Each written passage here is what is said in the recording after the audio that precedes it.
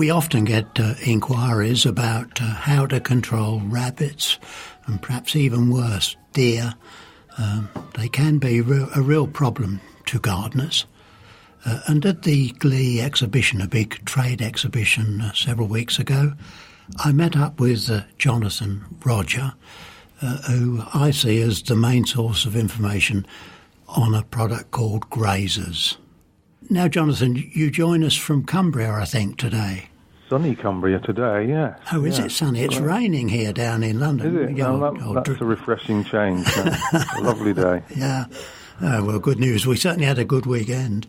Yeah. Fantastic weather. But, yes, tell us a bit about Grazers. Right. You know, where did it come from? What is it? What does it do? Okay. Grazers came about by chance, really, in that we back in the 1980s, a small company in North Yorkshire who was involved with farm customers and soil analysis, taking samples of soil and tissue and trying to reduce the amount of fertilizer farmers were putting on their crop, saving money to farmers, and obviously good for the environment. At that time, I was working in the family business at that point, was R.V. Rogers, and I actually used his services on the roses and grass, because we had sheep as well at that time, and saw the benefits and the savings and the benefits to the grass and the plants. But soon after I joined, just by chance, we had reports from a regular customer who used one of these cocktails of elements, trace elements that we were supplying, and he kept coming back saying, "It's funny, we put this spray onto the crop around the edge of the field, and normally it gets hammered by rabbits, but every year he came back and said this field was saved, and the yields picked up and the crop picked up, and we realised that we were onto something, that there was something in this." So we played around with it and did our own trials, and put it out into my background being horticulture, put it out into many different horticultural places around the country, nurseries that trialled it for us, and amenity and garden side, and very quickly we realised that there was something in this, that it was definitely repelling, dissuading rabbits initially from eating plants. So that was actually in 1999. So that was when Grazers was born, if you like, from a good background, an agricultural background, and trying to do something about the environment and the amount of fertilizer we're using. So it's from a good background. Yeah, and the actual material then, if it was being used as a plant invigorator, is not a pesticide or anything of that kind. No, it's actually it's on the bottle. There's no secret. It's a special calcium formulation, which has this desired effect. And we have gone on to do further research trials, which I won't go into now, but quite exciting results, which actually show how it works. And it's quite a lot of science behind it, but it certainly works, and there is reasoning behind the science. And do you think it just tastes unpleasant? I mean, why would rabbits stop eating it? Yeah, we always, in our basic human basic sensory terms, we think it's taste, but it's like dogs and their sense of smell. Wildlife have a much more sensitive taste, smell, and sight than we have. So we're not sure what it is, but we think the raw ingredients are, to us, our basic taste is very, very bitter, and a strange sensation when I have actually tasted it to try it to see what the sensation is. And it's a very bitter, but when it's diluted and sprayed on the plant, it's like water. We can't taste it. We can't. So we're assuming that this works on their very sensitive palate. If it's water carried, then presumably after heavy rain it can be washed off. It is diluted on the plant after heavy rain. It is absorbed to a degree into the leaf, and we add plant-based surfactants and soaps and stickers and wetters to try and improve that, and we're always trying to work on that. But so the rabbit product that we do, the G1, is will last up to 6 weeks, 4 to 6 weeks. But that's in really good conditions, perfect conditions where there's no rain and it's a dry time, and also when the crop's healthy and growing well. So I would say 2 to 4 weeks ideal frequency. Yeah. And we've been talking solely about rabbits, although in my introduction I mentioned deer. What other mammals will it deter? So deer, obviously, a growing pest at the moment, and they've kind of almost taken over from the rabbit side for us. There aren't so many rabbits about in certain areas as there used to be, although it fluctuates. But it also does. We found basically anything that's eating the leaf. So squirrels eating young bulbs as they shoot out of the ground in the spring. Mice taking young shoots out of the greenhouse as they emerge. So grazing animals eating the leaf. So not, for example, squirrels. I must emphasise that if squirrels are actually digging bulbs, which is a common problem, they're digging the bulbs up and eating the bulbs, then it won't have any effect on theirs.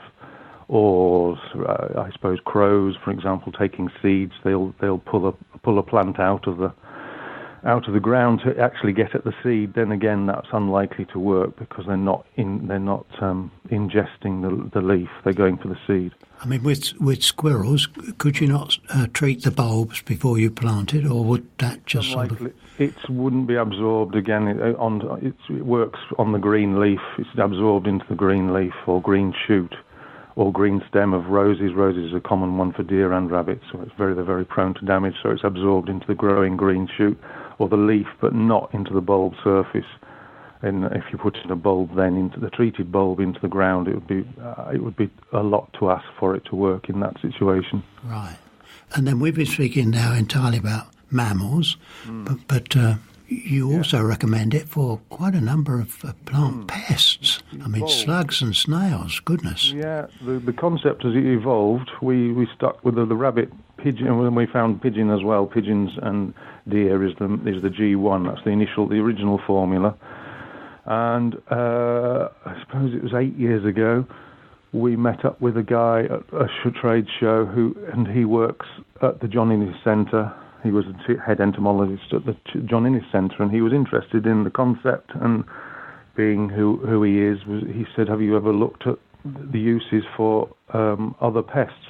We said yes, but we've always thought about it, but we're put off by not knowing the right person, and also the cost of the trials to find these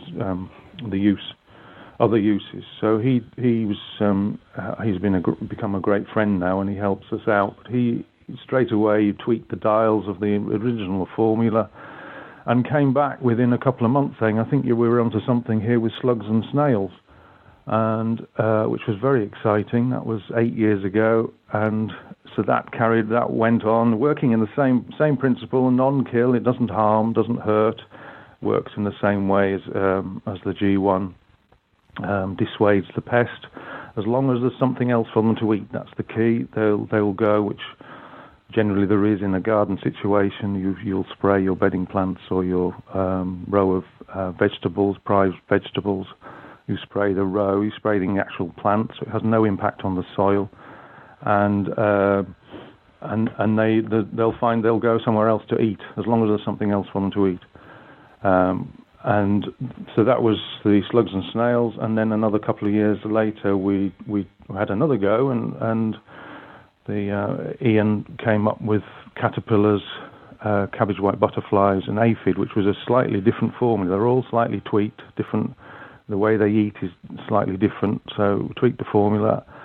That was a couple of years ago, and then the new one last year, which was quite exciting and excellent results, was lily beetle, which is a major pest with very little that works safely against them without killing other beneficial insects, and it works the same way. It doesn't kill, but because lily beetle fly quite a distance, it dissuades them. They fly to somewhere else, and will stay away for a week or 2 weeks.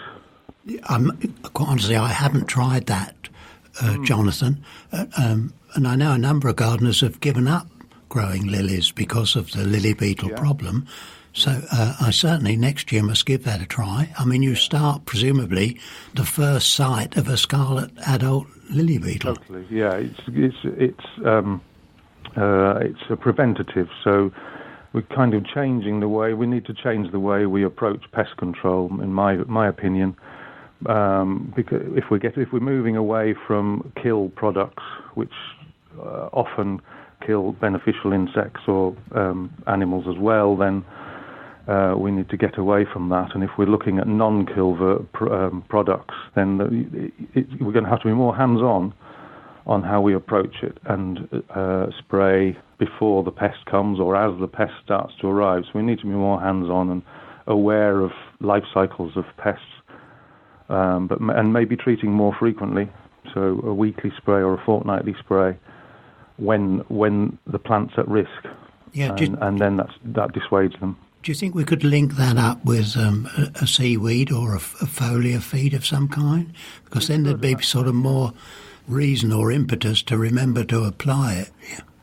That's very true, and it's a good point. I will say, I mean, the calcium in the product, as I said, it's a specific calcium, but the calcium is a known fertilizer, so it does have it strengthens the plant, and we know that from the research we've done and the trials and tests we've done, particularly on a young, actively growing plant. It does act as a gentle tonic, although I wouldn't say it's a fast-acting fertilizer like nitrogen or putting potash on or nitrogen, but it does have a tonic effect, and it does strengthen cell growth, which is partly how it works.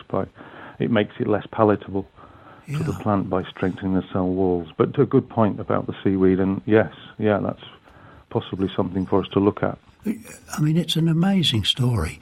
When it comes to beetles, well, lily beetles are a real problem for me, but so is asparagus beetle. Do you think I might have a chance with that too?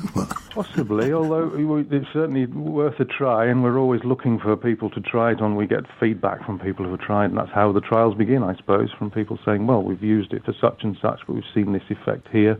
For example, somebody was raving about it for vine weevil, but it works only on did the same thing, repelled off, dissuaded the adult vine weevil off the top growth, but it doesn't do anything for the larva underneath, which is obviously, so it's not really, so it'll help in some ways and maybe needs tweaking in some ways, but that's how we find other pests. So it may work in asparagus beetle, but just to say, like the lily beetle, at the same time as doing the lily beetle, we tested for rosemary beetle, and we got no results with the rosemary beetle. So it is quite specific to pests, to certain pests. Yeah. What I welcome today is your honesty. It's not, to hear where it doesn't work and to be saved the problem. Yeah.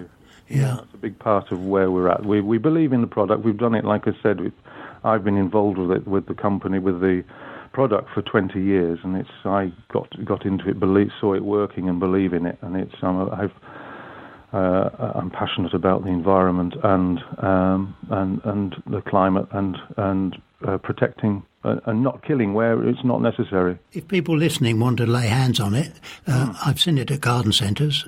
Is it widely available? Widely available. It's been out with the retail side. The retail side of the garden product has evolved over the last 10 years after we launched into the farm side. So it's evolved gradually. We started with independent garden centres or retail nurseries that possibly used it themselves and then sold it on the back of that. And then it has grown into the larger stores where we're a little bit more competitive for shelf space. So we're competing with some of the larger companies who have a bigger name and more clout, if you like. But it is widely available and obviously online. And we have on our website we have a store locator, so you can put in your postcode and it tells you which is your nearest store, and you can decide whether that's near enough to buy, or you can go online and buy it straight online. And the web address then, Jonathan? Is www.grazers.co.uk. So there we are. I can't leave this little conversation without a reference back, because I was at college in the mid-50s with your dad. And before that, of course, I worked with one or two people who were apprentice under your grandfather, R.V. Roger, a famous Yorkshire nursery company. Did you ever meet R.V.? He died when I was very young, so I have a vague recollection of him. A smiling, bald-headed face, probably quite similar to me in some ways. There is a resemblance, but yes. But yeah, I have fond memories and some lovely stories of his growing up and starting the nursery. Well, am I right in understanding that when he started at the beginning, he and one fellow worker double dug 10 acres, adding manure to the second spit before he planted a single rootstock? Oh, he was passionate about the soil, and it was, yes, I think he was ahead of his time, and he was very passionate. He started the nursery from nothing, and it built it up to, I think it was 100 odd acres when he died, before my father took over. Yeah. But yeah, one of my fond stories, raised beds of growing. He was very passionate about rotations, and they had sheep as well in that time. And he would have he would put a sheep in. He'd fence off a raised bed, which was possibly 20 yards by 3 yards wide, and he would put a rabbit fence round it and put a sheep in each one, so he could get the maximum amount of the soil. Obviously, feeding the soil and